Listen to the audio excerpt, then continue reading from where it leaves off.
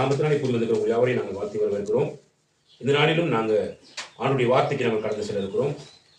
நாங்கள் வாசிப்போம் சங்கீதம் 1 அதிகாரத்தை வாசிப்போம். 1 வசனத்திலிருந்து வாசிப்போம். துன்மார்க்கருடைய ஆலோசனையில் நடவாமலும் பாவிகளுடைய வழியில் நில்லாமலும் பரியாசக்காரர் உட்காரும் இடத்தில் உட்காராமலும் கர்த்தருடைய வேதத்தில் பிரியமாயிருந்து இரவும் பகலும் அவருடைய வேதத்தில் தியானமாயிருக்கிற மனுஷன் பாக்கியவான். அவன் நீர்க்கால்களின் ஓரமாய் நடப்பட்டு தன் காலத்தில் தன் கனியை தந்து இலையுதிராதிருக்கிற மரத்தை போடிருப்பான். அவன் செய்வதெல்லாம் வாய்க்கும். மகா இரக்கமும் மனதுருக்கமும் நீடிய சார்ந்த தயவும் அன்பும் இருக்கின்றீர்கள். நல்ல ஆண்டவரே, நன்னிலத்தோடு நாங்கள் துதிக்கிறோம். இந்த 1வது வருஷத்திலே, அதாவது 26வது வருஷத்திலே, நாங்கள் இந்த 1வது ஞாயிற்றுக்கிழமையிலே உங்களுடைய சத்தத்தை கேட்கும்படியாக நீர் எங்களை உங்களுடைய சமூகத்துக்கு நேராக கொண்டு வந்திருக்கிறோம். அதற்காக உண்மை நன்னிலத்தோடு உண்மை ஆராதிக்கிறோம், உண்மை ஸ்தோத்தரிக்கிறோம். இது அடியனை மறைத்து உண்மை நீர் வெளிப்படுத்தும்படியாக நாங்கள் ஜெபிக்கிறோம். அப்படி நீங்கள் செய்கிற கிழமைக்காக உண்மை நன்னிலத்தோடு நாங்கள் ஸ்தோத்தரிக்கிறோம். கர்த்தாவே, எப்பொழுதும் உங்கள் சத்தத்துக்கு செவி கொடுத்து நாங்கள் நடக்கும் பொழுது நீர் எல்லா நன்மைகளினாலும் எங்களை நிரப்பி இந்த வருஷத்தை உமது நன்மையினாலே நீர் முடிசூட்டுகிற தேவனாக இருக்கிறபடினாலே உமக்கு நாங்கள் நன்றி செலுத்துகிறோம். இயேசு கிறிஸ்துவின் நாமத்தில் வந்திருக்கிறோம். உங்கள் ஜீவனுடன் நாங்கள் செய்தாவே. ஆமென். நாம் எல்லாரும் ஒரு தீர்மானத்தோடு அழைக்கப்பட்டவர்கள். நாம் எல்லாரும் ஒரு தீர்மானத்தோடு அழைக்கப்பட்டோம். யார் அந்த தீர்மானத்தோடு எங்களை அழைத்திருக்கிறார்? அப்ப நம்மை அழைத்த தேவன் ஒரு தீர்மானத்தோடு கூட எங்களை அழைத்திருக்கிறார். அப்ப அழைக்கப்பட்டவர்களுக்கு, அழைக்கப்பட்டு வந்து அவருடைய சமூகத்தில் கூடியிருக்கக்கூடியவர்களுக்கு, அழைக்கப்பட்ட அவருடைய மந்தையிலே கூட்டி சேர்க்கப்பட்டவர்களுக்கு அவர் ஒரு நல்ல மெய்ப்பனாக, நல்ல ஒரு தகப்பனாக, நல்ல ஒரு தாயாக நம்மோடு கூட இருந்து எங்களை நடத்துகிற தேவன், சர்வ வல்லமுள்ள தேவன் என்பதை நாங்கள் ஒவ்வொருவருமே என்ன செய்யணும் பார்த்தீங்கன்னா விசுவாசிக்க வேண்டும். அப்ப நல்ல கவனிங்க. இன்றைக்கு எங்களுடைய வாழ்க்கையில நாங்க பார்க்கிறோம், நம்முடைய வாழ்க்கையை தவிர நாங்கள் புற மக்களுடைய வாழ்க்கையை நாங்கள் பார்க்கும் பொழுது நிறைய எவ்வளவோ பிரயாசப்படுகிறார்கள், எவ்வளவோ பிரயாசப்படுகிறார்கள். இப்போ 1வது திகதி பிறந்துட்டாலே, 1வது தேதி பிறந்துருச்சுன்னு சொல்லி அவங்க என்ன பண்றாங்க அப்படின்னு பார்த்தா அதுக்கு நிறைய காரியங்கள் எல்லாம் பண்ணி அதுக்கு நிறைய பூஜைகள் எல்லாம் பண்ணி என்னென்னமோ செய்து ஆரம்பிச்சு ஒரு காலத்தை பண்ணி நினைச்சு போறாங்க. சிலர் புது புது வியாபாரங்களை தொடங்குறாங்க, புது புது தொழில்களை ஆரம்பிக்கிறாங்க. இப்படி என்னென்ன பண்ணிட்டு இருக்கிறாங்க. ஆனா என்ன நடக்க மாட்டேங்குது பார்த்தீங்கன்னா, அவங்களுடைய வாழ்க்கையில அவங்க எதிர்பார்க்கிற ஒரு எல்லையை நோக்கி அவங்க புறப்பட்டு போகும் பொழுது அந்த எல்லையை அடைய முடியாத ஒரு மிகப்பெரிய பிரச்சனைகளுக்கு முகம் கொடுக்குறாங்க. இது எங்களுக்கு எல்லாமே நல்லா தெரியும், வடிவா தெரியும். நாமளும் அதேதான். எங்களுடைய வாழ்க்கையிலையும் நாங்க ஒரு வெற்றி வேந்தர், வெற்றி உள்ள தெய்வம் நம்முடைய ஆண்டவராகிய இயேசு கிறிஸ்து அவர் எங்களுக்கு ஒரு ஜெயம் கொடுக்கிற கர்த்தராக இருக்கிறார். அப்படி இருந்தும் எங்களுடைய வாழ்க்கையில சில நேரம் அநேக காரியங்களிலே தோல்வி, அநேக காரியங்களிலே நாங்கள் என்ன பண்றோம், தோல்வி அடைகிறோம், இழப்புகளை சந்திக்கிறோம். நாங்கள் நினைத்து பார்க்கிற எத்தனையோ விதமான காரியங்களிலே நாங்கள் முன்னோக்கி செல்ல முடியாதபடி மிகப்பெரிய போராட்டத்தை நாங்கள் என்ன பண்றோம், வாழ்க்கையில் அனுபவிச்சு கொண்டிருக்கிறோம். இதுக்கெல்லாம் என்ன காரணம்? நம்முடைய ஆண்டவர் நம்மளை அப்படியெல்லாம் தோல்வியில விடுகிற தெய்வமா? நம்ம செய்யற காரியங்கள்ல நம்மளை ஆண்டு மிகப்பெரிய இழப்புகள் மத்தியில் கடத்தி செல்கிற தேவனாக அப்படி இருக்கிறார்கள் சொல்லி பார்த்தீங்கன்னா நல்லா கவனிங்க. நம்முடைய ஆண்டவர் நமக்கு பிதாவாகிய தேவனாக இருக்கிறார், அதாவது எங்களுக்கு அப்பாவாக இருக்கிறார். ஒரு அப்பாவுக்கு பிள்ளைகளை குறித்து ஒரு மிகப்பெரிய அக்கறை இருக்குது. எப்படி இருக்கு அப்படின்னா, இப்ப எங்களுக்கு தெரியும் பிள்ளைகளுக்கு இப்ப எந்த காலத்துல எவ்வளவு சாப்பிட கொடுக்கலாம், அதே மாதிரி எந்தெந்த காலத்துல எவ்வளவு பிள்ளைகள் அதாவது படிக்கக்கூடிய காரியங்களுக்கு நேராக அவங்களை வழிநடத்தலாம். மற்ற அதெல்லாம் முடிஞ்ச பிற்பாடு அவங்களுக்கு எவ்வளவு தூரம் பணம் எவ்வளவு இருந்தால் அவங்க ஆரோக்கியமாயும் அவங்களுடைய வாழ்க்கையை பாவமில்லாத ஜீவியத்துக்கு நேராக வழிநடத்த முடியும் என்பதையும் நம்முடைய தகப்பனுக்கு தெரியும். நல்ல கவனி. அப்ப சில நேரம் அதிகமாக படித்தவங்க சொல்லுவாங்க, அறிவு பெருத்தவன் என்ன பெருத்தவனா அதிக படித்த அதிக அறிவு பெருத்தவன் நோவு பெருத்தவன் சொல்லி பைபிள் சொல்லுது. அப்ப அதிக படித்தாலே பிரச்சனை. அப்ப நிறைய பேர் அதிக படித்தவங்க பார்த்தீங்கன்னா நிறையவே மென்டலி பாதிக்கப்பட்டு பைத்தியம் முக்கியமாக தெரியுவாங்க. அப்படி நீங்க பார்த்துருக்கீங்களா? இதை யாராவது பார்த்துருக்கீங்களா? படிச்சு கூடுதலாக படிச்சுட்டு பைத்தியம் முக்கியமாக இதை பார்த்துருக்கீங்களா? நீங்க நான் இந்த வாழ்க்கையை சந்திச்சிருக்கேன். அப்படிப்பட்ட ஆட்கள் நல்ல ஒரு படிப்பார், டயஸ் சொல்லி சூப்பர் படிப்பார். ஒரு ரோமன் கத்திரிக்கு பொரிய நம்ம சொல்லி போயதுக்கு முன்னாடி கேம்பஸில் படித்து அப்படிப்பட்ட ஒரு பட்டதாரி. ஆனால் பார்த்தீங்கன்னா அவர் வித்தியாசமாக சிந்திப்பான். ஆனால் ஒரே ஒரு காரியத்தை தவிர கடவுளை பற்றி மட்டும் சிந்திக்க மாட்டான். நான் போய் கடவுளை போய் சொல்லும்போது சொன்னால் இயேசு கிறிஸ்து கடலில் நடந்தார் தானே, அவர் சொன்னோன்னே பேதுரு நடந்தார் தானே, என்னையும் நடக்க வைங்க, நான் இயேசு கிறிஸ்து என்ன செய்யறேன் விசுவாசிக்கிறேன் அப்படின்னா சாரி. அப்போ நாங்கள் நம்ம கோப்பட்டு நான் இப்போ எங்களுக்கு பெருசாக சத்தியத்தை பற்றி தெரியாது. அப்போ நாங்கள் கோப்பட்டு வந்துட்டு சொல்லிட்டு வந்துட்டேன்.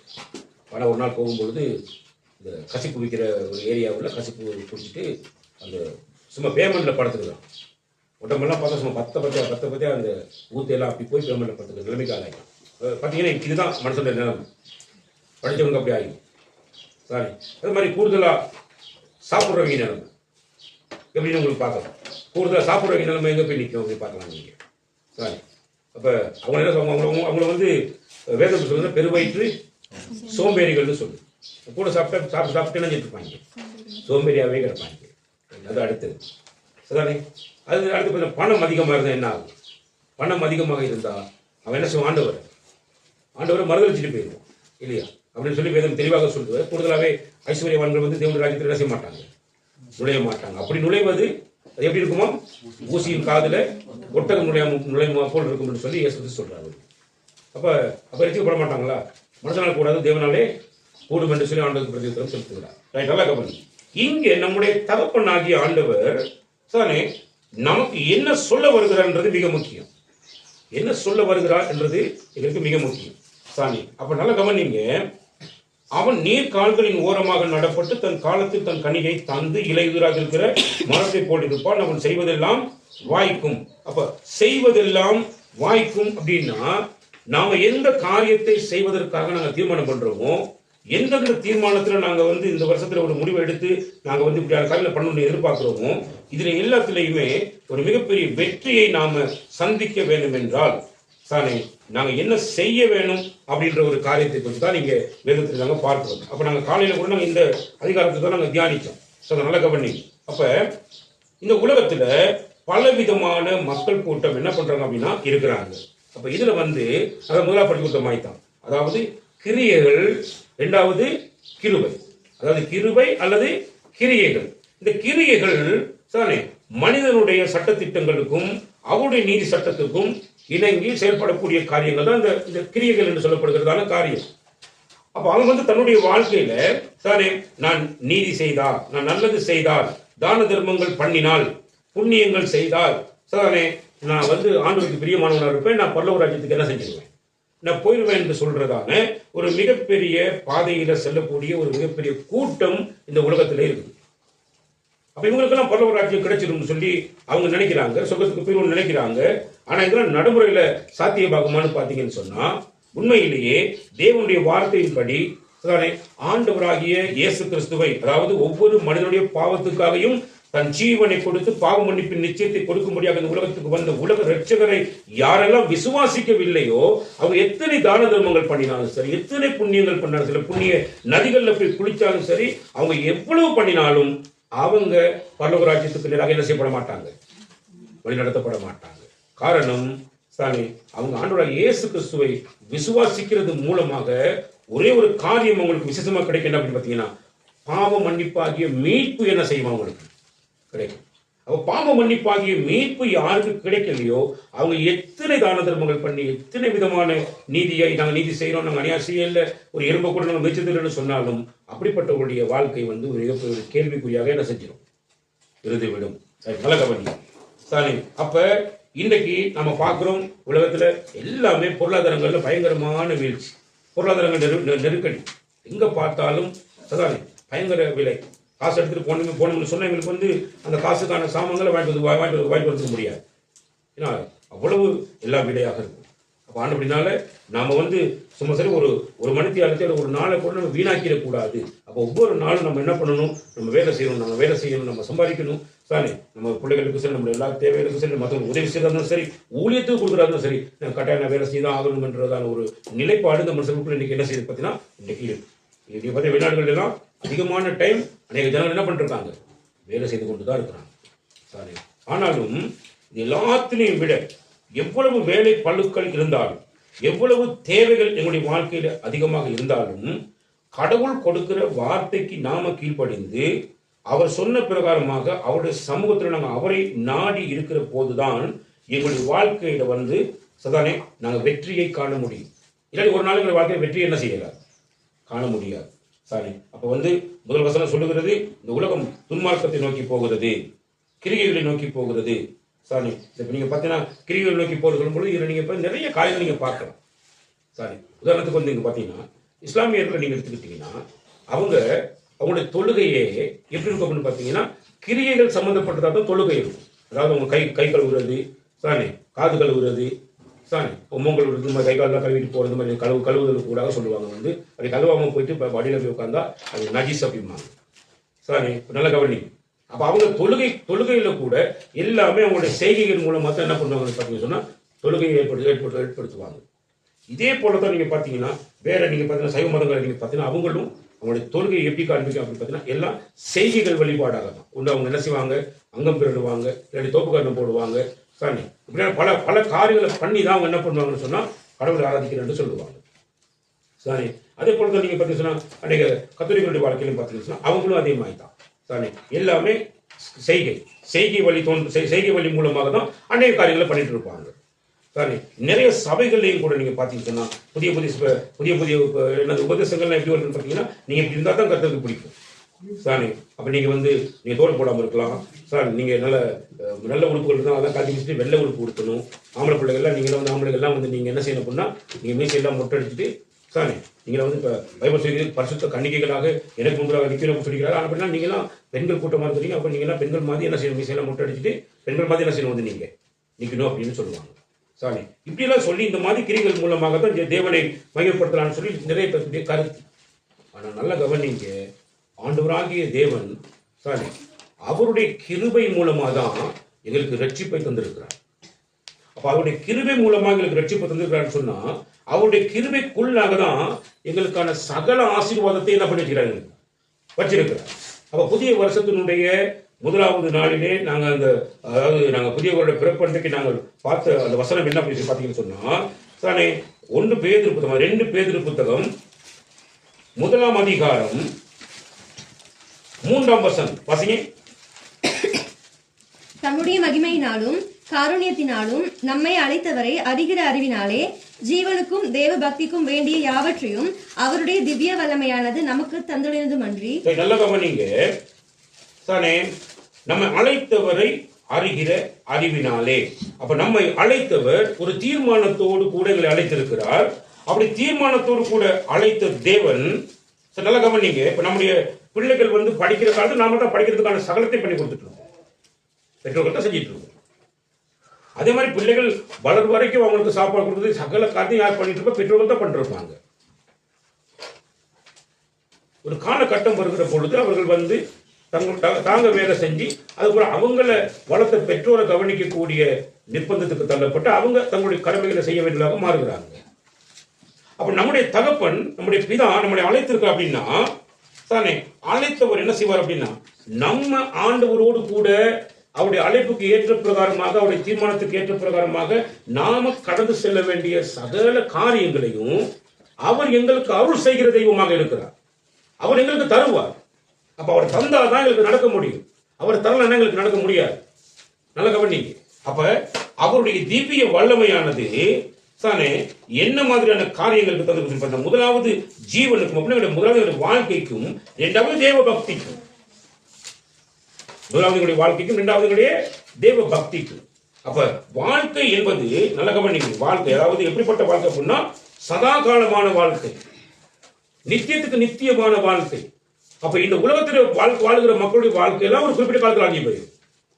ஆனா இயேசு கிறிஸ்துவை விசுவாசிக்கிறவருடைய வாழ்க்கை எப்படி இருக்கும் அப்படின்னு பாத்தீங்கன்னா அது சதா காலத்துக்கும் உரியதான வாழ்க்கையாக, நித்தியத்துக்கு நித்தியமான வாழ்க்கையாக, அந்த வாழ்க்கையை வாழ்வதற்காக நம்மை ஆண்டவர் அழைத்திருக்கிறார். அப்ப அந்த வாழ்க்கையை நாம பெற்றுக்கொள்ள வேண்டும் என்றால் சானே நாங்க ஆண்டவராகி தேவனிடத்துல மரியாதைக்குரிய பக்தி உள்ளவர்கள், மரியாதைக்குரிய பயம் உள்ளவர்களாக நாங்கள் என்ன செய்ய வேண்டும், அவரை பின்தொடர வேண்டும்.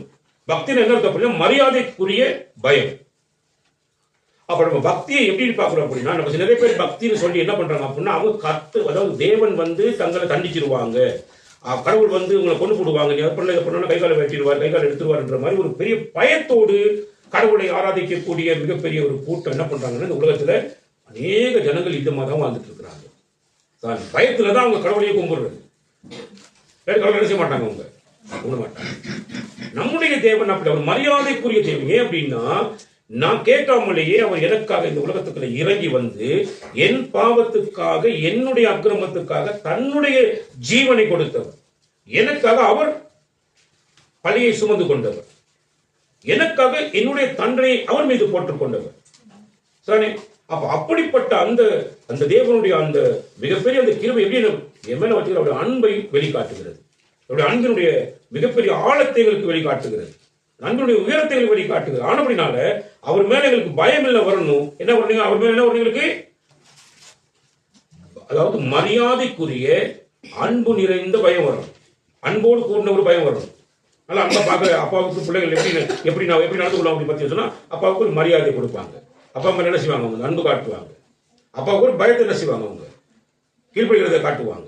இதுதான் ஆண்டவராகிய தேவன் எங்களுக்கு எதிர்பார்க்கிற காரியம். அப்ப இது எல்லாம் தேவன் நமக்கு கொடுக்கிற காரியம். அப்ப இந்த நித்திய வாழ்வுக்கு நேராக நாங்கள் கடந்து செல்வதற்காக எனக்கு மிக முக்கியமான தேவை ஒன்று இருக்கிறது. அதுதான் தேவ பக்தி. இதுதான் நீங்க 1 தீமோத்தேயு புத்தகம் 6ஆம் அதிகாரத்தை நீங்க வாசிக்கிற பொழுது நீங்க பார்க்கலாம். 1 தீமோத்தேயு புத்தகம் 6ஆம் அதிகாரத்துக்கு நீங்க திருப்பி சரிதானே, பாருங்க. போதும் என்கிற மனதுடனே வாசிங்க, 6வது வசனத்தை வாசிங்க. போதும் என்கிற மனதுடனே கூடிய தேவ பக்தியை மிகுந்த ஆதாயம். போதும் என்கிற மனதுடனே கூடிய தேவ பக்தியே மிகுந்த ஆதாயம். அப்ப இந்த தேவ பக்தி இல்லாம, போதும் என்கிற மனசு இல்லாம, இந்த உலகம் இன்றைக்கு ஓடி திரிகிறதான பணவெறி, பணத்தை தேடுகிற ஒரு மிகப்பெரிய வெறி, சரி, ஆடம்பரமான வாழ்க்கையை வாழ வேண்டும் என்றதான ஒரு மிகப்பெரிய இச்சை, இதெல்லாம் பார்த்தீங்கன்னா எங்க போய் நிற்க அப்படின்னு பார்த்தீங்கன்னா, அதெல்லாம் கடைசியில் என்ன நடக்கும் பார்த்தீங்கன்னா, அது ஒன்றுமே அப்படி இல்லாம போயிடும். அவ்வளவு இல்லாம போயிடும். அவங்களெல்லாம் கர்த்தருக்கு தெரியாதுன்னு சொல்லுவாங்க.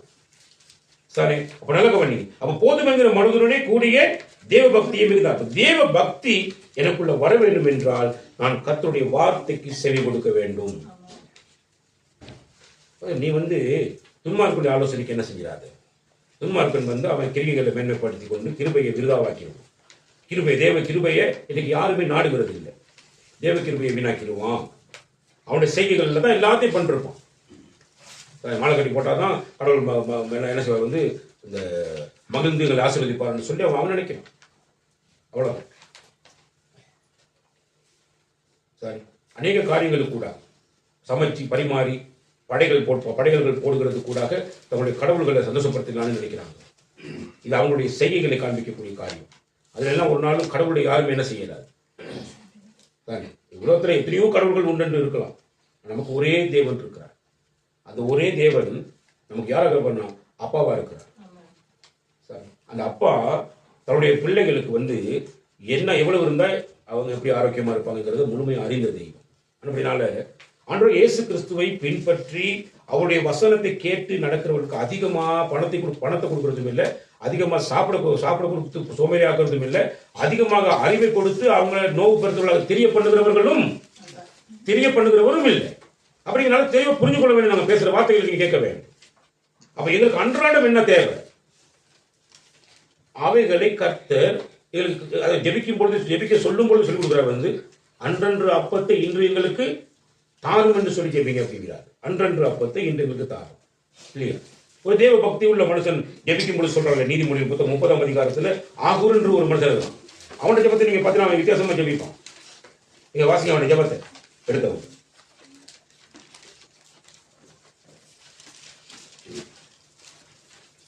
ஆகூர் என்ற ஒரு மனிதன் ஜெபிக்கிறான் இல்லையா. 30வது 7ஆம் வசனத்தை வாசிங்க. 2 மனு உம்மிடத்தில் கேட்கிறேன், நான் மரிக்கும் பரியந்தமும் அவைகளை எனக்கு மறுக்காமல் தாரும். 2 மனு, ஒரு மனு 2 மனு கூட கொடுக்குற ஆண்டவரே. இந்த 2 மனுவை நான் சாகுற வரைக்கும் எனக்கு மறுக்காம எனக்கு என்ன செஞ்சிருங்க ஆண்டவரே, நீங்க தாங்க. வாசிங்க. மாயையும் அது மாயை என்னது, அழிந்து போகிறவைகள். இப்ப நீ காணல் நீர் பார்த்துருப்பீங்கன்னு நினைக்கிறேன். அந்த காணல் நீர் அப்படின்னா இப்ப நீங்க இங்க இருந்து வாகனத்துல போகும்பொழுது இப்ப நீங்க பாத்தீங்கன்னா கிட்டத்தட்ட ஒரு காப்பட் ரோட்ல நீங்க பற்றி வச்சுக்கோமே, ஒரு ஏரியா காப்பட்ல தூரத்துல பார்க்கும்பொழுது பெரிய குளம் மாதிரி தெரியும் தண்ணி. காப்பட் ரோட்ல தண்ணி ஃபுல்லா நிக்கிற மாதிரி இருக்கும். அந்த பக்கம் போறவங்க தண்ணியில விளங்கும், நமக்கு தெரியுது அளவு விளங்கும். அப்ப அந்த காப்பட் ரோட்ல தண்ணி குளம் நிக்கிதா நான் ரோட்ல போக என்ன நடக்கும், போக போக அது இருக்கவே இருக்காது, அது போய் காணல் நீர். இந்த மாதிரி தான் அந்த மாயையான வாழ்க்கை அப்படிங்கிறது வந்து என்ன செய்யும் அப்படின்னா, நம்ம கண் முன்னால் ஏதோ நல்லது மாதிரி தெரியும், நல்லவர்கள் மாதிரி தெரிவாங்க, சாமி பல பலப்பா அழகா இருக்கிறவங்க மாதிரிலாம் தெரிவாங்க. கடந்த 2 நாளைக்கு முதல்ல ஒரு பிள்ளை ஒன்று வந்துச்சு, ஒரு பாஸ்வேர்டு மகத்தான், தேவையில்லாமல் போயிட்டு பழகிறங்கிற பேரை ஒரு பொடியினை, ஒரு இந்து சைவத்தை பொடியினை வந்து பழகிடுச்சு. அப்படி இப்படின்னு ஒரு மாதிரி நீ என்ன செய்ய அவனும் சாக போகிறேன் அப்படின்னு சொன்னா கல்யாணம் கட்டிடுச்சு. இன்றைக்கி அந்த பிள்ளை வந்து இங்கே வந்து உதவி கேட்குற அளவுக்கு பயங்கர போராட்டத்தை சந்திக்குது. 2 பிள்ளைகளோட தாய், சின்ன வயசு 31 வயசு தான், இப்போதான் கல்யாணம் கட்டுற வயசு. 2 பிள்ளைகளோட தாய் சாரி, அந்த பிள்ளை இப்போ பயங்கரமான டார்ச்சரை என்ன செய்வாங்க அனுபவிச்சு. சரி, பார்க்குறதுக்கு அழகாக இருப்பாங்க, சரி பார்வைக்கு மிஸ் ஆகாது, நிச்சயமாக தண்ணி நிற்குதுன்ற மாதிரி எனக்கு தெரியும். நான் போகுதுன்னா என்னவா மாறிடுவது, காணல் நீராக மாறிவிடும். இன்னைக்கு உலகம் அப்படித்தான் இருக்குது, மாயை அப்படித்தான் இருக்குது. மாயை என்றது இதுக்கு அர்த்தம். சாரி, மாயையும் பொய் வசனிப்பையும் எனக்கு என்ன செய்யும், தூரப்படுத்தும்.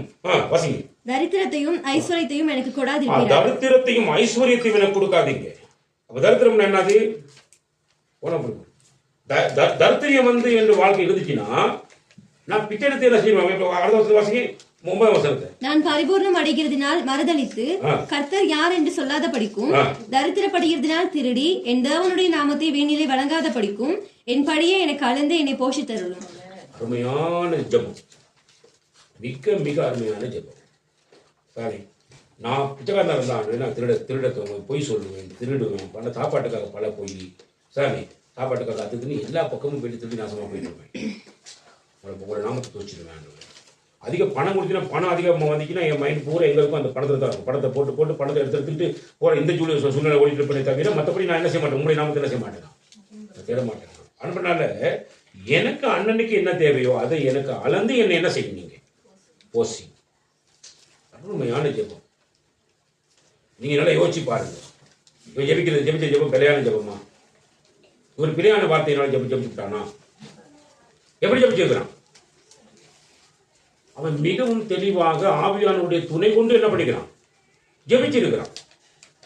சரி, அப்படிப்பட்ட ஜெபத்தை தான் நாங்கள் ஜெபிக்க வேண்டும் என்று ஆண்டு என்ன செய்யறாங்க. திரும்ப ஆண்டவர் வந்து அப்பா இருக்கு அப்படின்னால என்னை பிச்சைக்காரனை வச்சிருந்தா நான் பொய் சொல்லுவேன், களவெடுப்பேன், நான் தேவையில்லாத ஏமாத்துவேன் எல்லாம் பண்ணுவேங்கிறது கத்தருக்கு நல்லா தெரியும், என் அப்பாவுக்கு நல்லா தெரியும். ஆண்டவர் என்ன பண்ணுவார் அப்படின்னா என்னை பிச்சைக்காரன் என்ன செய்ய மாட்டார், அவர் வைக்க மாட்டார். அதே மாதிரி நான் எதிர்பார்க்கிற அளவுக்கு பெரிய பணக்காரன் வந்து நினைச்சேன்னு சொன்னா அவ்வளவு பணத்தை இவங்களுக்கு கொடுத்தா இவன் என்னையே மதிக்க மாட்டான் அப்படிங்கிறது கத்தருக்கு அப்பாவுக்கு நல்லா தெரியும். அப்ப அவன் என்ன பண்ணுவார் அப்படின்னா அவனுடைய வாழ்க்கை சீரழிஞ்சு போயிடக்கூடாது, அப்ப எல்லா தீங்குக்கும் உன்னை விலக்கி காப்பேன் என்று சொன்ன அந்த வார்த்தையில என்ன அடங்குது அப்படின்னா, தீங்கு என்ன அப்படின்னா பண ஆசை எல்லா தீமைக்கும் வேறாக இருக்கிறது. தீங்கு எல்லா தீங்குக்கும் உன்னை என்ன செய்வேன், விலக்கி காப்பேன். ஏன், அவர் என்னுடைய அப்பாவா இருக்கிறார், எங்க தகப்பன் நீ ஒரு நாள் என்ன செய்ய மாட்டார், என்னை பாதுகாத்துக்கு போட விட்டுற மாட்டார். அவர் தெரியும் ஒரு லிமிட்ல அவர்கள் ஒரு லிமிட் வச்சிருப்பார், ஒரு எல்லையை அவர் எல்லாத்துக்கும் ஒரு எல்லையை அப்படியே வழி வச்சிருப்பார். அந்த எல்லைக்கு வந்து போகவே விட மாட்டார். ஒரு அருமையான முறையில் நினைச்சிட்டு இருப்பார், செஞ்சிட்டு இருப்பார். நீ வந்து இந்த மாதிரியான போக்குல எல்லாம் போய் கொண்டிருக்கிற ஜனங்கள் பத்தியில வாழ்ந்துட்டு இருக்கிற அக்கம் பக்கம் வீட்டில் உள்ள அவ்வளவு பேர் இதே ரோட்ல தான் ஓடிட்டு இருக்கான். ஆனாலும் சொல்லி கொடுத்துட்டு இருக்கேன் நான், மொத்த உலகத்தையும் கர்த்தர் அழிச்சார் நோவாவை தவிர, நோவாவையும் நோவாவுடைய குடும்பத்தையும் தவிர. காரணம் என்ன அப்படின்னு பாத்தீங்கன்னா, மொத்த உலகத்துக்கும் கர்த்தருடைய வசனம் போனிச்சு, ஆனா யாருமே மனம் திரும்பல. ஆண்டவராகி தேவனுடைய கிருபை எந்த மனுஷனுக்கு கர்த்தர் அந்த கிருபையை பெற்றுக்கொள்ளும்படி அருள் செய்தாரோ அந்த கிருபையை பெற்றுக்கொண்டவன் மட்டும் என்ன பண்ணிட்டான் அப்படின்னு பாத்தீங்கன்னா ஆண்டவரை கட்டி பிடிச்சுக்கிட்டான். அதனாலதான் அவன் நீதிமானாக்கப்பட்டான். அந்த நீதிமானாக்கப்பட்டதுனாலதான் அவன் உத்தமமான வாழ்க்கையை நோக்கி பின் சென்றான். நாமெல்லாம் இங்க இருக்கிற அவ்வளவு பேருக்கும் என்ன பிரச்சனை, இயேசு கிறிஸ்துவை விசுவாசிக்கிறது, விசுவாசம் வந்து குறைவு. இயேசு கிறிஸ்துவை விசுவாசிக்க முடியல. காரணம், நிறைய போராட்டங்கள், நிறைய பிரச்சனைகள், நிறைய தேவைகளோடு இருக்கிறீங்க. நிறைய கடன் பிரச்சனை, தேவையில்லாத விஷயங்கள் எல்லாம் போயிட்டு விழுந்து அர்த்தமற்ற ரீதியிலாம் நீங்க உங்களுக்கு நீங்களே பிரச்சனைகளுக்கு என்ன செஞ்சீங்க, நீங்க முகம் கொடுத்துருங்க. ஆனால் ஆண்டவர் இரக்கமுள்ளவராக இருக்கிறார். நாங்க சொல்ல வேண்டிய ஒரே ஒரு விஷயம், ஆண்டவரே நாங்க இதுவரைக்கும் அறியாம என்ன பண்ணிட்டோம், எல்லாத்தையும் செஞ்சிட்டோம், எங்களை உண்மை கிருபையால எங்களுக்கு மன்னிங்க. இப்போ ஒரு புதிய ஒரு வாழ்க்கை, எங்களுடைய வாழ்க்கை என்ன செய்யுங்க, நீங்க புதிய ஒரு ஆரம்பத்தினுடைய வாழ்க்கை என்ன செய்யுங்க, தாங்கன்னு நாம கேட்போமா இருந்தா நம்ம அப்பா நம்மளை விட்டுட்டு போறவர் கிடையாது. உடனே நம்முடைய காரியங்களை அவர் அழகான முறையில் நமக்கு என்ன செய்வார் வந்து செயல்படுத்துவார். அப்ப அவர் சொல்ற வந்து நீ இந்த மாதிரி பாதையில போற இந்த உலகத்தை பெற்றிருக்கான், இவங்க விட்டு ஆலோசனை நீ என்ன செஞ்சிடாத, நீ கேட்டுறாத. ஆலோசனை கேட்டீங்கன்னா நீ தேவனுக்கு எதிரான துரோகியாக, தேவனுக்கு எதிரான பகையாளியாக, தேவனுக்கு எதிரான என்ன சொல்றது வந்து, அதாவது தேவனுக்கு எதிரான எதிரியாக நீ என்ன செஞ்சிருவார், மாறிவிடுவார். அப்ப வசனம் என்ன சொல்றது பார்த்தீங்கன்னா, சாரி 6ஆம் வசனத்துல இறுதி வசனம் என்ன சொல்லுது, இறுதி பகுதி பி பகுதி, துன்மார்க்கரின் வழியோ அழிஞ்சு போய், துன்மார்க்கிற வழி அழிஞ்சு போய். துன்மார்க்க வந்து என்ன செய்ய மாட்டான்னா ஆண்டவர் எதிர்த்து நிற்பான், ஆண்டுக்கு எதிரியா மாறுவான், ஆண்டுக்கு துரோகியா மாறுவான். அப்ப அவன் அழிக்கப்பட வேண்டும்னாக மாறிடுவான். சாரி, அப்போ நேசிக்கப்படத்தக்க ஒருவன் அப்படின்னு பார்த்தீங்கன்னா அவன் வந்து யாருன்னு பார்த்தீங்கன்னா இரவும் பகலும் துன்மக்கள் வழியில் ஆலோசனை கேட்கக்கூடாது, பாவிகள் போய் நிற்கக்கூடிய வழியில போய் நாம நிற்க போகக்கூடாது. பரியாசக்காரர்கள், சாரி பரியாசக்காரர்கள் என்ன அர்த்தம் பார்த்தீங்கன்னா, இப்போ நம்ம பார்த்தீங்கன்னா நம்ம எங்கள் ஆகாயத்தில் சிலம்பம் பண்ணுறவங்க மாதிரி சுற்றிட்டு இருக்கோம். இங்கே வந்து பார்த்தா ஒன்றுமே இருக்காது. எங்கடா தும்னா இங்கே சாயப்படம் இருக்கா, இல்லை. எங்கே பார்த்தது ஒரு சுருவ சிலங்கள் ஏதாவது இங்கே இருக்கா, இல்லை. நம்மளை பார்த்து ஏய் ஒன்று அடுத்த கற்றுட்டு இருக்காங்க அப்படிமா, ஆகாயத்தை கற்றுட்டு இருக்கான் அப்படிமா. சாரி, இது வந்து பாருங்க எல்லாம் மட்டும் எல்லாம் இருக்கு, அவ்வளோ இருக்கு எல்லா சமா அப்படி இருக்கு. அப்படித்தான் நாங்கள் என்ன செஞ்சோம், கடவுளை வழிபட்டு இருக்கோம். இவன் ஒன்றுமே இல்லாமல் உட்காந்து ஒரு ஏமாத்தி பார்த்துட்டு இருக்கான் அப்படிமா. ஆண்டவர் இயேசு கிறிஸ்து கூட முழங்கால் படிக்கிட்டு வானத்தை அண்ணாந்து பார்த்து என்ன செஞ்சாராம். வானத்தை என்ன இருந்துச்சு, அண்ணாந்து பார்த்து வைக்கிறது. வானத்தை வந்து பார்த்து வச்சாலும் என்ன இருந்துச்சு, வானத்தில் புகை மட்டும் தான் இருந்துச்சு, வேற ஒன்றும் இருக்குல்ல. ஆனால் வானத்தை வந்து பார்த்துச்சுன்னா அவருக்கு தெரியும், வானத்தை வந்து பார்த்து அங்கே தான் பரலோகங்கிறது அவருக்கு தெரியும். பரலோகத்தில் யார் இருக்கிறது, பரமண்டலங்களில் வாசம் பண்ணுகிற அப்பா இருக்கிறார், பிதா இருக்கிறார். அங்கே அவர் இருக்கிறார், அவருக்கு தெரியும் அப்பா இருக்கிறார் அப்படின்னு. அவர் நோக்கி தான் ஜெபிக்கணும்னு சொல்லி கொடுக்குறார். அப்ப உலகம் எங்களை வித்தியாசமான முறையில் பரியாசம் பண்ணும். அந்த பரியாசக்காரர்களுக்கு வந்து நாங்கள் என்ன செய்யக்கூடாது, உட்கார போகக்கூடாது. நமக்கு தெரியும் நம்முடைய ஆண்டவர் நமக்கு அப்பாவா இருக்கார். அப்பாவுக்கு தெரியும் என்னை ஒரு தீர்மானத்திற்கு கூட அழைத்திருக்கிறார். எதுக்கு அப்படின்னா அவர் அழைக்கப்பட்ட தீர்மானம் எப்படின்னா, நான் வாழுகிற இந்த பூமியில சுத்தி இருக்கிற ஜனங்கள் மத்தியில நான் குடியிருக்கிற இந்த தேசத்தின் நடுவில, சரிதானே? சங்கீதம் 37:5 அப்படின்னு சொல்லி இல்லையா? சங்கீதம் 37:4 என்ன சொன்னாலும் நீ தேசத்தில் குடியிருந்து வாசிங்க, வாசி. கர்த்தரை நம்பி நன்மை செய், தேசத்தில் குடியிருந்து சத்தியத்தை மேய்ந்து கொள். தேசத்தில் குடியிருந்து என்ன செய், சத்தியத்தை மேய்ந்து கொள். கர்த்தரிடத்தில் மனமகிழ்ச்சியாயிரு, அவருடைய இருதயத்தின் வேண்டுதலை உனக்கு அருள் செய்வார். அப்ப வெற்றியா சொல்லுங்க, அல்லேலூயா. அப்ப நாம கர்த்தரை நம்பிதான் நன்மை செய்ய வேணும். நாம யாரையும் நம்பி நன்மை செய்ய போகக்கூடாது. நாம குடியிருக்கிறதுக்கு ஒரு தேசத்தை கொடுத்திருப்பார், தேசத்தை நடுவில் நம்மள உட்கார வச்சிருப்பார். அப்ப தேசம் முழுவதும் நம்மளை நோக்கி பார்த்துக்கிட்டு இருக்கும். தனி மனுஷனாகி எங்களை நோக்கி பார்க்கும். அப்ப எங்களை நோக்கி தனி மனுஷனை நோக்கி பார்க்கிற நேரம் என்னுடைய வாழ்க்கை எந்த அளவுக்கு உயர்வுக்கு வருகிறது, நான் எப்படிப்பட்ட வாழ்க்கையை வாழ்ந்து கொண்டிருக்கிறேன், என்னுடைய இருதயத்தின் வேண்டுதல்கள் எல்லாம் எப்படி அருள் செய்யப்படுகிறது, யாரால் அருள் செய்யப்படுகிறது, இந்த கேள்வியெல்லாம் என்னை சுத்தி இருக்கிறவர்களுடைய மனநிலையில தாக்கி கொண்டே இருக்கும். சானே, அப்ப அவங்களோட மனநிலை தாக்க அவங்க தேட ஆரம்பிப்பாங்க. எப்படி இவனால இந்த நிலைமைக்கு வர முடியும், எப்படி வர முடியும்,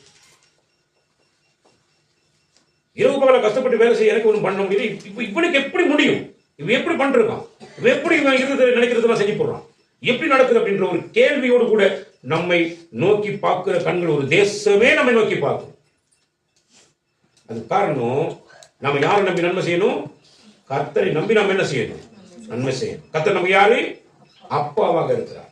அப்பா தன்னுடைய பிள்ளைக்கு மிகப்பெரிய சொத்தை இந்த பூமியில வச்சிருக்கிறார். சாரி, அது மிகப்பெரிய சொத்து இந்த பைபிளுக்குள்ளதான் இருக்குது. இங்கதான் உயிர் எழுதி வச்சிருக்கிறார். இந்த நான் வசனத்தை வாசிக்க தான் எனக்காக எழுதி வச்சிருக்கிறதான சொத்தை எனக்கு கண்டுபிடிக்க முடியும். இதை நான் வாசிக்காம மூடி வச்சு, நிறைய வீட்டுகள்ல பைபிள் இருக்கு, நல்லா கேட்டுக்கொள்ளுங்க. நிறைய வீட்டுல பைபிள் இருக்கு, பைபிள் மூடி ஒரு மூலையில இருக்கும். ஏதாவது ஒரு விஷயத்தை கேட்டாங்க எடுத்து தட்டி தூசியெல்லாம் ஊதி அப்படித்தான் கொடுப்பாங்க. என்ன காரணம் பண்ணா, அவனுக்குரிய சொத்து மதிப்பு தெரியாம மூடி வச்சுக்கிறான். அதுக்குள்ளதான் எல்லா சொத்தும் என்ன செய்யப்பட்டிருக்கிறது, இருக்கிற சகல ஆசீர்வாதமும் வேதத்துக்குள்ள இருக்கிறது. நீ வாசிக்க தான் உன்னுடைய வாழ்க்கையில ஆண்டவர் உனக்கு எழுதி வச்சிருக்கிற அந்த உயிரை கண்டுபிடிக்க முடியும். அப்பதான் நீ முத்தெடுப்ப. சரி, அப்பதான் உனக்கு ஆசீர்வாதம் உன்னுடைய வாழ்க்கையில வரும். அதான் அவன் சொல்ல வந்து இல்லையா. அப்ப ஆனபடி நான் சொல்ல வந்து நீ இதெல்லாம் நீ கலந்து கொண்டு போத்த மாறாத. இரவும் பகலும் கர்த்தருடைய வார்த்தையில நீ என்ன செய்யும்? கர்த்தருடைய வார்த்தையில பிரியமா இரு. பிரியம் முதல்ல பிரியம் வை. நீ உன்னுடைய பிரிய யாரை நோக்கி இருக்க அப்படி சொன்னா இந்த துன்மார்களுடைய வாழ்க்கையை பார்த்தா உன்னுடைய பிரியம். நீ அவங்க மாதிரி நம்ம வாழணும், அவங்க மாதிரி நம்ம ஆடம்பரமா வாழணும், அப்படி இருக்கணும் இப்படி இருக்கணும். இந்த மாதிரி ரோட்ல போனா நம்ம பாவத்தை மட்டும் தான் போயிட்டு இருக்கோம். இந்த சின்ன வாழ்க்கையில வந்தாலே நான் பாவத்துக்கு நேராக போய் சேர்ந்துருவேன். அப்புறம் என்ன ஆண்டவரை விரும்புவேன். ஆண்டவர் எங்கள் அப்பா, நாங்கள் அப்பாவுடைய சந்திக்கிறதுக்கு உட்காந்து இருக்கோம். எங்கள் அப்பா பேசிட்டு அப்பா என்ன பேசுறத என்ன சொல்ற புத்திமதி நான் கேட்க வேணும். அப்படி சொல்லி போயிட்டு பிள்ளைகளுக்கு உட்கார வேணும். உட்கார்ந்து அதை இரவு போல அவர் சொல்ற புத்திமதியில கேட்டு அதை தியானிக்க வேணும். புத்திமதிகள் வாழ்க்கையில வரும்பொழுது விசனமாக இருக்கும். புத்தி சொல்லும் போதே கண்டிச்சு தான் புத்தி சொல்லணும். புத்தி சொல்லும் போது கண்டிக்கிறது பிடிக்காது. நிறைய பேருக்கு கண்டிக்கிறது பிடிக்காதுன்னே என்ன பண்ண மாட்டாங்க, அப்பா கிட்ட போக மாட்டாங்க. அப்ப அப்படி பிரச்சனை இருக்கு. கண்டிப்பை விசுவாசித்து கண்டிப்பை ஆசைப்பட்டு நம்ம போயிட்டு கேட்கிற புத்திமதி நம்ம கவனிச்சு, அதாவது புத்திமதிகளை கவனித்து நடக்கிறவர், கடிந்து கொள்ளுதலை கவனித்து நடக்கிறவர் அப்படின்னு பைபிள் சொல்லுது. இப்ப நம்ம கவனிக்க வேணும். என்ன சொல்லு, என்ன காரணத்துக்கு எனக்கு கண்டிச்சா, நான் என்ன காரணத்துக்காக என்னை கடிந்து கொண்டேன். இது நாங்கள் எப்பவுமே நாங்கள் என்ன செய்யணும் யோசிச்சு பார்க்கணும். அப்ப நம்ம இதை பண்ணி போயிட்டு இருந்தோம்னா நம்ம எப்படி பரவாயில்ல சொல்லி பார்த்தீங்கன்னா, உலகத்தில் இருக்கிற மக்களுக்கெல்லாம் ஒரு காரியம் இருக்கு. அவன் நீர் கால் ஓரத்தில் நடப்பட்டிருப்பான். எங்க நடப்பட்டிருப்பான்? நீர் கால் ஓரத்தில் மகாவலிக்கு அந்த ஓரத்தில் மட்டும் தான் நடப்பட்டிருப்பான். அவ்வளவுதான். வறட்சி வந்திக்குன்னா அந்த ஆறு வத்தி போயிடும். வத்தி போனா அவன் வாழ்க்கை என்ன செஞ்சு போயிடும்? வாழ்க்கை வறண்டு நாசமா போயிடும், ஒண்ணுமே இல்லாம போயிடும். ஆனா ஏசப்பாவை எங்க அப்பாவை நம்பி நான் என் வாழ்க்கையை கர்த்தருடைய சமூகத்துல என்னை ஒப்புவிச்சு நான் அவரை விசுவாசிச்சு நடக்கிற நேரம் என்னை வந்து நீர் கால்களின் ஓரமா நட்டு வச்சிருப்பார் கர்த்தர். எங்க வச்சிருப்பாரு? நீர் கால்கள் பல ஆறுகள் ஓடக்கூடிய இடத்துல என்னை நாட்டி இருப்பார் கர்த்தர். ஆனா அப்படினால எந்த பெரிய வறட்சி, என்ன பெரிய பஞ்சம், என்ன பெரிய கொள்ளை நோய், என்ன பெரிய காரியங்கள் இந்த பூமியில வந்தாலும் சாரி, என் ஆண்டவராகிய தேவன் எனக்கு அப்பான்னு சொல்லி அந்த அப்பாவை நம்பி இருக்கிற நான் செய்யற எந்த ஒரு காரியமும், நான் என் காலத்துல என்ன கனியை கொடுக்கணும்னு விரும்புறனோ அந்த கனியை கொடுப்பதற்கு எந்த காரியமும் என்னை தடப்படுத்தவே முடியாது. எனக்கு கொடுக்க வேண்டிய காரியத்தை அவர் மிக தெளிவாக கொடுத்து கொண்டே இருப்பார். எங்க வீட்டில் உள்ளவங்களுக்கு தெரியும், எனக்கு யாரும் இது கொடுப்ப எங்க பிள்ளைகள் கூட நான் எதிர்பார்க்க ஒண்ணுமே கொடுக்க மாட்டாங்க, பிடிச்ச மாட்டாங்க. நம்பி எதுவுமே எனக்கு சப்ஜெக்ட் வராது. கத்திர மட்டும் நம்பி ஆண்டு எனக்கு அப்பா எனக்கு வேணும் அப்படின்னா அவர் எனக்கு எந்த நேரத்தில் என்ன தேவையோ அதை எனக்கு சந்தித்து கொடுப்பார். அது அப்படியே என்னுடைய வாழ்க்கையில செய்ய வைப்பார். அது பெரிய ஆச்சரியமாக இருக்கும். அப்போ அந்த நீர் கால்கள் ஓரமாக நடப்பட்ட வாழ்க்கை எப்படி இருக்கும் பார்த்தீங்கன்னா, அது முதலாவது அலங்காரம் நிறைந்த வாழ்க்கையாக இருக்கும். எப்படி இருக்கும்? அலங்காரம் நிறைந்த வாழ்க்கையாக இருக்கும். அதான் ரட்சிப்பு. என் வாழ்க்கை எனக்கு கிடைச்சதானே, பாவத்திலிருந்து எனக்கு விடுதலை கொடுத்த என் நாளுடைய ரட்சிப்பு எனக்கு வருகிற பொழுது ரட்சிப்பினுடைய அடையாளம் எப்படி இருக்கும் அப்படின்னு பார்த்தீங்கன்னா, அவன் அதாவது மறுபடி பிறந்த ஒரு அனுபவத்துக்கு நேராக, மனமாற்றம் பெற்ற ஒரு வாழ்க்கைக்கு நேராக வழிநடத்தப்படுகிற ஒரு மனுஷனாக இருப்பான். அது அவனுடைய அலங்கார தோற்றத்தை எல்லாருக்கும் அதை வெளிப்படுத்தி காண்பிக்கக்கூடியதாக இருக்கும். அடுத்தது பார்த்தீங்கன்னா அவன் கனி கொடுப்பான் அப்படின்னா, அதானே எப்படிப்பட்ட நிலையில இருந்தாலும் சரி, எப்படிப்பட்ட சூழ்நிலை இருந்தாலும் சரி, அவனை தேடி போய் யாரு அந்த மனுஷங்கிட்ட போயிட்டு எந்த ஒரு விஷயமாவது கேட்கணும்னு நினைக்கிறானோ அந்த இடத்துல அவனுடைய பசியை போக்கக்கூடிய கனி அவனுடைய வாழ்க்கையிலிருந்து என்ன செய்யும், அவனுக்கு வெளிப்படும். இதைதான் கர்த்தர் தன்னுடைய பிள்ளைகளுக்கு செய்ய விரும்புகிறார். இது மீறி எனக்கு பணம் வேணும், எனக்கு பொருள் வேணும், அப்படி இருக்கணும் இப்படி இருக்கணும்னு ஆடம்பரமான வாழ்க்கை இருக்கிறா அப்படி இருக்கணும் நினைச்சீங்கன்னா நல்லா கவனிங்க, உங்களை ஒரு தீர்மானத்தோடு கூட அழைத்த கர்த்தருடைய தீர்மானத்தை நீங்க உடைக்கிறதுக்கு ரெடியா இருக்கிறீங்கன்னு ஞாபகம் வச்சுக்கோங்க. அவர் உங்களை ஒரு தீர்மானத்தோடு தான் அழைச்சிருக்கிறார். அப்ப அந்த தீர்மானத்தை நீங்க உடைக்க முயற்சி செஞ்சீங்கன்னா நீங்க உடைந்து போயிடுவீங்க, நீங்க சீர்கட்டு போயிடுவீங்க, நீங்க நிலை குலைந்து போயிடுவீங்க. ஏன் அப்படின்னா அவருடைய தீர்மானம் எப்படிப்பட்டதா இருக்கணும் அப்படி பார்த்து சொன்னா சானே ரோமர் புத்தகம் 8ஆம் அதிகாரம், ரோமர் 8 சாரி 30 எவர்களை முன்குறித்தாரோ அவர்களை அழைத்தும் இருக்கிறார், எவர்களை அழைத்தாரோ அவர்களை நீதிமான்களாக்கியும் இருக்கிறார். தம்முடைய குமாரன் அநேக சகோதரர்களுக்குள்ளே, தம்முடைய குமாரன் யாரு? தம்முடைய குமாரன் யாரு? இயேசு கிறிஸ்து. தம்முடைய குமாரன் இயேசு கிறிஸ்து அநேக சகோதரர்களுக்குள்ளே முதற் பேரானவராய் இருக்கும் பொருட்டு தேவன் எவர்களை முன்னறிந்தாரோ அவர்களை தமது குமாரனுடைய அதாவது தம்முடைய மகனாகிய இயேசு கிறிஸ்துவுடைய சாயலுக்கு ஒப்பாக இருப்பதற்கு முன்குறித்திருக்கிறார். சுரூபத்துக்கு ஒப்பாக, சாயலுக்கு ஒப்பாக என்ன படிக்கிறாரு? முன்குறிப்பு. மாற்றுவதற்காக முன் குறித்திருக்கிறார். சொல்லுங்க அல்லேலூயா. அப்ப நம்மள வந்து ஆண்டவர் சும்மா இங்க தெருவில் சுத்திட்டு இருக்கிறதுக்கு எங்களை பைத்தக்காரனாக்கிட்டு வச்சிட்டு இருக்கிறது இல்லை. இயேசு கிறிஸ்துவினுடைய சாயலுக்கு ஒப்பாக என்னையும் உங்களையும் மாற்றுவதே தேவனுடைய தீர்மானமாக இருக்கிறது. என்னையும் உங்களை யாரை மாற்றணும்? இயேசு கிறிஸ்துடைய சாயலுக்கு ஒப்பாக மாற்றுவேன். அவ்வளவுதான். இயேசு கிறிஸ்து என்ன பண்ணாரு, எது பண்ணாருன்றத நீங்க 4 சுவிசேஷ புத்தகத்துல நீங்க படிக்கலாம். மத்தேயு, மாற்கு, லூக்கா, யோவான் புத்தகத்துல நீங்க என்ன இயேசு கிறிஸ்து என்ன பண்ணாரு, அவருடைய அடிசுவடுகள் எப்படிப்பட்டதா இருந்துச்சு, அவருடைய அடிசுவடை பின்பற்றி நடந்தா எப்படி நடக்கலாம் அப்படின்றத நீங்க வேதத்துல படிக்கலாம். அப்பதான் பைபிள் கையில கொடுத்துக்கணும். பைபிள் இல்லாதவங்க பைபிள் வாங்கிக்கணும். சரி, வீட்டுல கொண்டு போயிட்டு இயேசு கிறிஸ்து எப்படி வாழ்ந்தார், அப்ப இயேசு கிறிஸ்து சாயலுக்கு ஒப்பாக என்ன மாற்ற விரும்புறாருன்னா, நான் எப்படிப்பட்ட வாழ்க்கை வாழணும், நான் எப்படி இருக்க வேண்டும். இயேசு கிறிஸ்து சாயல் எப்படி இருக்கும்? இயேசு கிறிஸ்துக்கும் அவருடைய அப்பாவாகிய பிதாவுக்கும் சிறிதளவும் நினைக்கிற மாதிரி ஒரு 10 சென்டிமீட்டர் கூட தூரம் கிடையாது. ஒரு 10 சென்டிமீட்டர் கூட தூரம் கிடையாது. அவர் அவ்வளவு 2 பேரும் ஒன்றாக இருக்கிறோம் அப்படிங்கிறார். நானும் பிதாவும் ஒன்றாக இருக்கிறோம் அப்படிங்கிறார். ஒன்றா இருக்கிறோம், 2 பேரும் ஒன்றா இருக்கிறோம். நான் எங்க அப்பா என்ன நினைக்கிறாரோ அதை நான் செய்வேன். சரி, அவர் நினைக்கிறத என்ன செய்ய வைப்பார். அப்படி அழகா பேசுவார். பேசும்பொழுது அவனு சொல்லுவார், அவ்வளவு ஒன்னா இருப்பார். அப்ப அவருக்கும் அந்த பிதாவாகிய தேவனுக்கும் ஆண்டவராகிய இயேசு கிறிஸ்துவுக்கும் ஒரு 10 சென்டிமீட்டர் கூட தூரம் என்ன செய்யல. உங்களுக்கும் எனக்கும் எவ்வளவு தூரம் இருக்கிறது கவனிச்சு பாருங்க. இருதத்தை தட்டி பாருங்க. நமக்கு ஆண்டவராகிய இயேசு கிறிஸ்துக்கு எவ்வளவு தூரம் இருக்குன்னு பாருங்க. அப்ப இவ்வளவு தூரம் இருந்தா நாங்க எப்படி இயேசு கிறிஸ்து சாயலுக்கு ஒப்பான வாழ்க்கையை வாழ முடியும், எப்படி ஆசீர்வதிக்கப்பட்டவங்க இருக்க முடியும்? அவருடைய அப்பாவுடைய தீர்மானம் என்ன அப்படின்னா, சரி இனி பிச்சைக்காரன் ஆக்கிடவும் கூடாது, இனி ஐஸ்வர்யவானாவும் ஆக்கிடக்கூடாது, என்னுடைய விருப்பப்படி எல்லாம் விட்டுறவும் கூடாது, நான் விரும்புகிற பிரகாரம்லாம் இனி விட்டுறக்கூடாது. விட்டுட்டா எனக்கு தீமைகள் என்னை சுற்றி வந்துடும். அப்போ சகல தீமைக்கு என்னை விலைக்கு காப்பேன்னு சொன்ன வாக்குறுதி அவர் என் மேலே வச்சுக்கிறார். சாரி, அப்புறம் அதை எனக்கு இந்த வார்த்தை அவர் எனக்கு அருள் செய்கிறேன். சாரி, இந்த வருஷத்துடைய வாக்குறுதி வசனம் என்ன கொடுத்தோம்? ஏசாயா புத்தகம் 60:20 வாசிங்க. ஏசாயா புத்தகம் 60:20 வாசிங்க. ஞாபகம் இருக்கணும். சூரியன் பாருங்க, உன் சூரியன் இனி அஸ்தமிப்பதில்லை, உன் சூரியன் இனி அஸ்தமிப்பதில்லை, உன் சந்திரன் மறைவதும் இல்லை, உன் சந்திரன் மறைவதும் இல்லை. கர்த்தரே உனக்கு நித்திய வெளிச்சமாய் கர்த்தரே உனக்கு நித்திய வெளிச்சமா இருப்பார். அவர் நித்திய வெளிச்சம். உனக்கு கிடைக்கிற வெளிச்சம் எந்த சூழ்நிலையிலும் என்ன செய்ய போறதில்லை, அடைய போறதில்லை. அவர் நித்திய வெளிச்சமா இருப்பார். உன் துக்க நாட்கள் முடிந்து, உன் துக்க நாட்கள் முடிந்து. அவர் நம்மை அழைத்து வரும் ஒரு தீர்மானத்திற்கு கூட அழைத்திருக்கிறார். தமது குமாரனுடைய சாயலுக்கு ஒப்பாக என்னை அவர் மாற்ற வேண்டும். அதுக்கு நான் என்னை அவர் கையில் ஒப்பு கொடுக்க வேண்டும். அப்பதான் அவர் என்ன பண்ணுவாருன்னா, என்னை என்ன செய்வார், அவருடைய சாயல், அவருடைய குமாரன் சாயலுக்கு என்னை ஒப்பாக என்ன செய்வார், அவர் மாற்றுவார். குயவன் கையில் கனிமண்.